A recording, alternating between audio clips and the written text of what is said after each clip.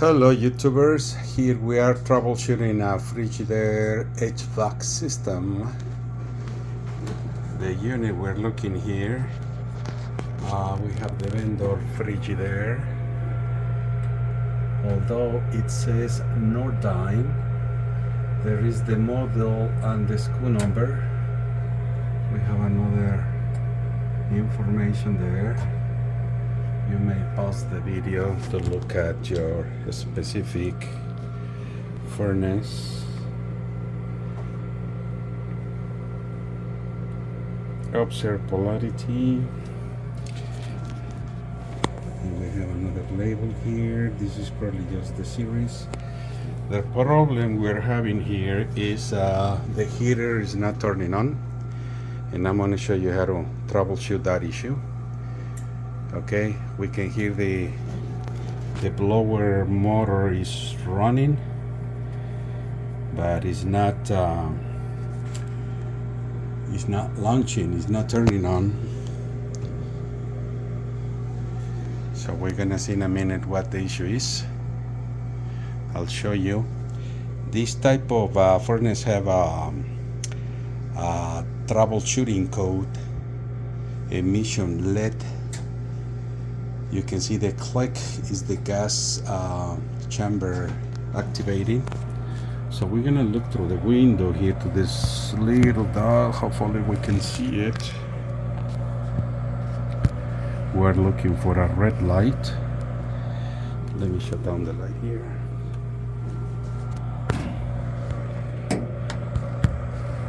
I can see the red light is red solid. So means it's not emitting any codes yet. I just restarted the system. Usually these units have a window that you can look at the code emitting by the main board, but in this unit we don't have any visible, so we have to use this method through the opening right here. This is where the gas main pipe enters. This is the gas switch. It's open, so we just follow the gas entrance and we can see clearly the light. So what is happening is the HVAC system is launching, and it's turning off, it's trying again, and it's turning off, and we don't get any heat. So this is gonna happen about 3 or 4 times. Haven't checked how many times it's doing it. And after a while it shuts down. In about 45 minutes, if I'm not mistaken, it tries again and tries again, and if it doesn't work for 3 times, rest for an hour probably or so, and then tries again. So I realized this was a problem until like 4 hours later. It's winter in Chicago, so we realized it was a problem with the heat. So I'm gonna give a couple of minutes to. What we're hearing here is the motor blowing the air to the exhaust pipe, and we're expecting to hear more noises. So I'll check in a couple of minutes.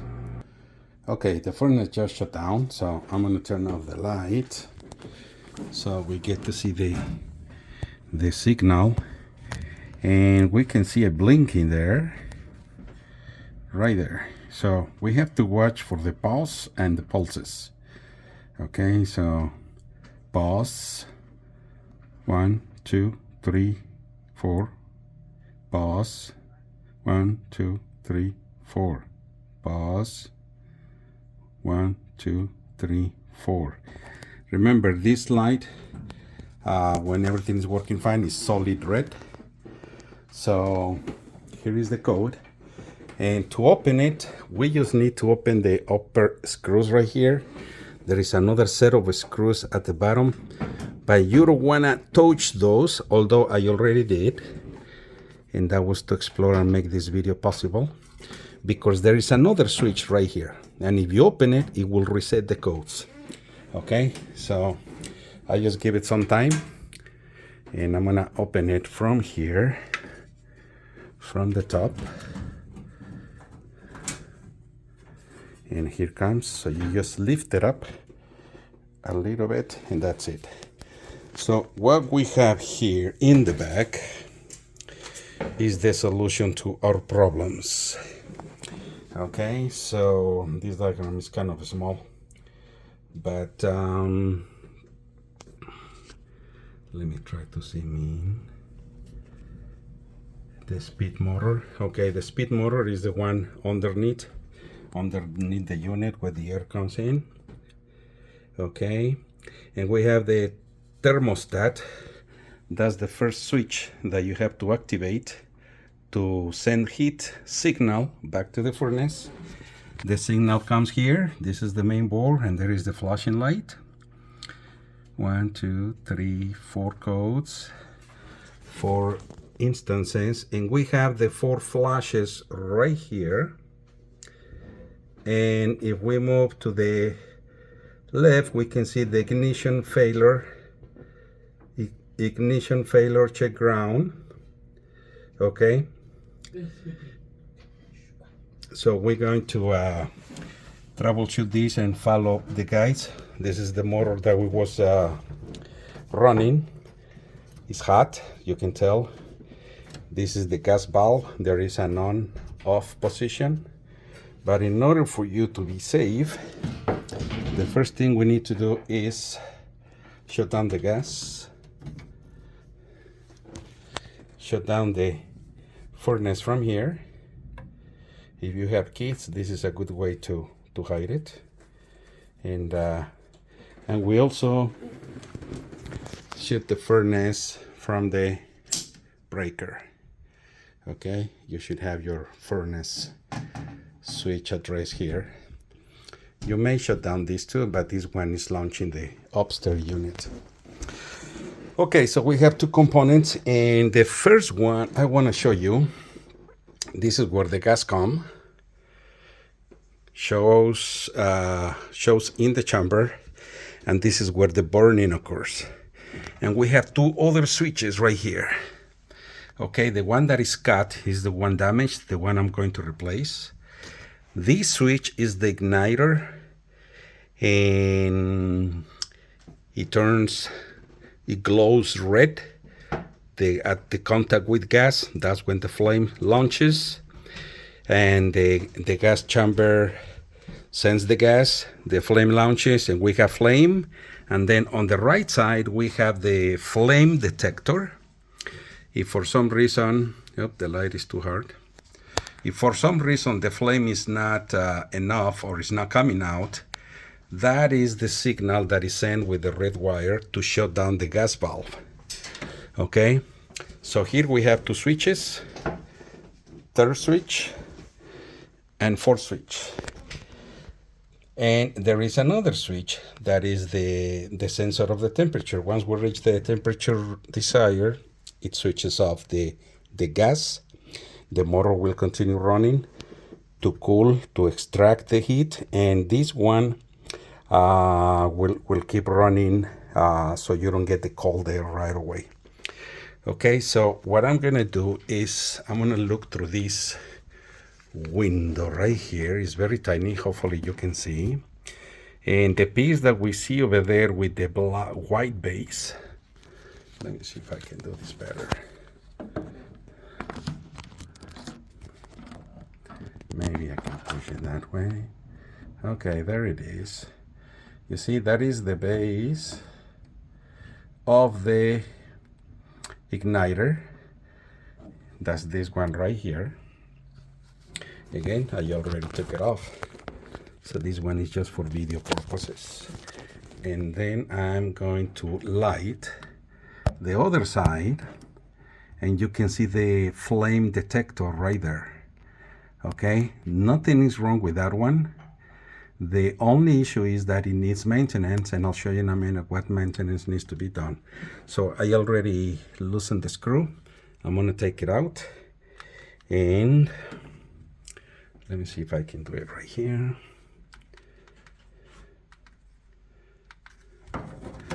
Put some light. You want to stick your hand through the bottom so you can get to the part.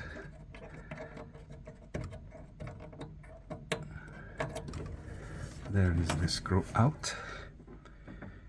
We should have unplugged it first. But anyway, and this is the flame detector. Can you see the impurity? And this happens, of course, because it's burning in front of the flames. So what we need to do is clean it. This is ceramic, and we don't want to touch any of those components with our bare hands because we have oils and it will pollute the material. So what we're going to do is clean it with a piece of foil. And let me see how I can do this with the video. So first of all, I'm going to unplug it. There it is. And I'm going to try to do it holding the phone.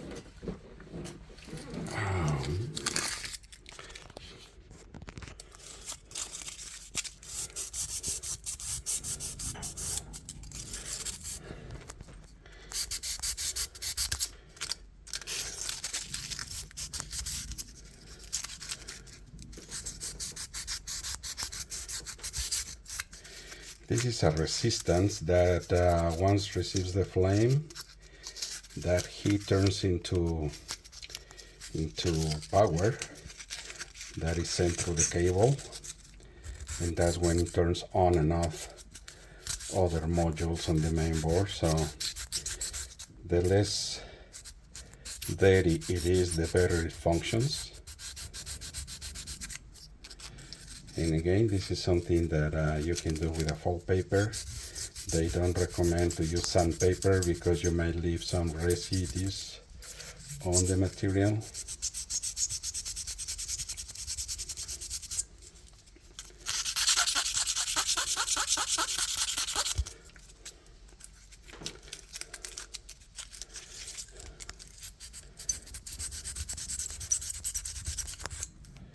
I think it looks good. At least all the white stuff is gone. So what we're going to do is we're going to put it on. The process is in reverse. And let me put the phone down. Okay, so that's where the phone goes. And I'm going to use a screw to put it in. And make sure you also need clean the connector. Is clean.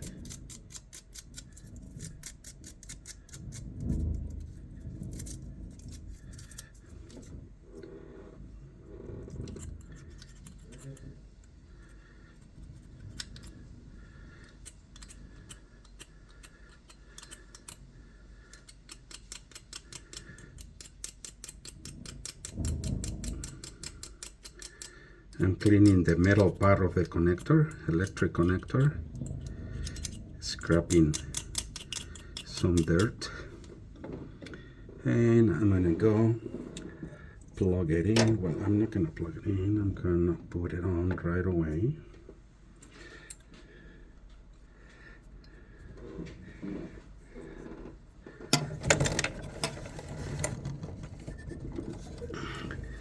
Again, try not to touch it, and there it is.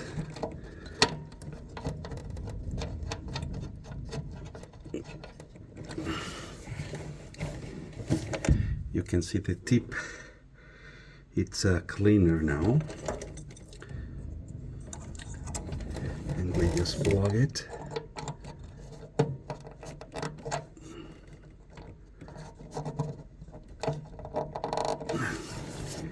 Good enough.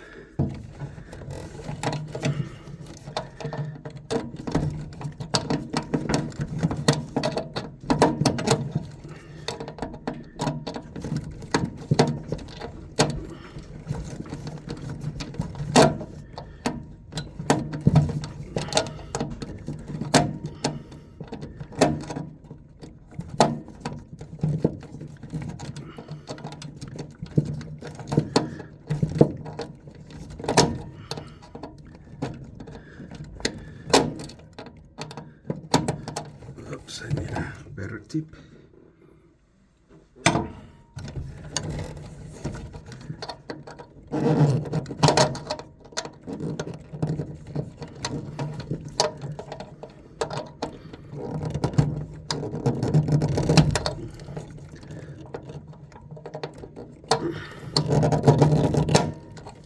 Okay, tight enough. Now let me show you the other part. The one that in my unit is damaged. So I'm just gonna pull it out. And this is the igniter. You can see the white burn ceramic part. This one turns glow red to ignite the gas. And this is a very obvious visible damage. It's not coming on. The flame doesn't detect any heat, the flame detector, therefore shuts down the gas in the valve, and the heater waits and waits and then tries again, get the flame, opens the gas for 3-4 seconds, and then closes if the flame doesn't detect any heat. And that's pretty much the cycle it goes through. And we're gonna put the new one. Okay, here is the new one. It's from Amazon. It fits perfectly on the mounting. So even the connector matches. It has the same number. It's not the same shape, but at least the same number. So I'm gonna find a way of putting the phone here so I can place it and install it.